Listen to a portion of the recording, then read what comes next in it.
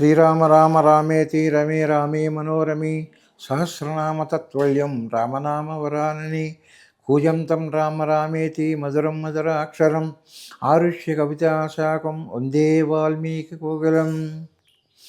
మనకి ఉగాది పండగ దగ్గర నుంచి శ్రీరామం వరకు వసంత నవరాత్రులు 8 రోజులు కార్యక్రమాలు ఉంటాయి.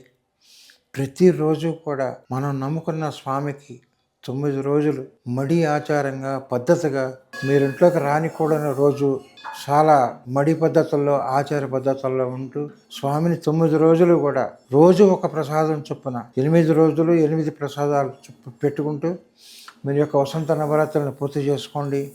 అట్లానే శ్రీరామనవమి అనగా రాముడి కళ్యాణం మనం ప్రతి దగ్గర చేస్తారు. కళ్యాణం అనగా ఏంటంటే మనలో ఉన్న బాధల్ని చిక్కుల్ని పోగొట్టేదే రాముడి యొక్క కళ్యాణం. శ్రీరామనవమి అనగా స్త్రీ పురుషులకి ఆయుష్య ఆరోగ్య విద్యావంతులకి విద్య ఇచ్చేది శ్రీరామనవమి. శ్రీరామనవమి రోజున ఆ యొక్క శ్రీరామనవమి కళ్యాణం చూస్తే మనకు అనుకున్నవన్నీ కార్యక్రమాలన్నీ పూర్తవుతాయి.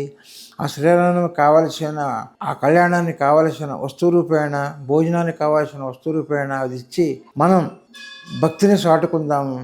ఆ రోజున దానం ధర్మం మనకి ఏది ఉంటే అది దానం ధర్మం చేయాలి.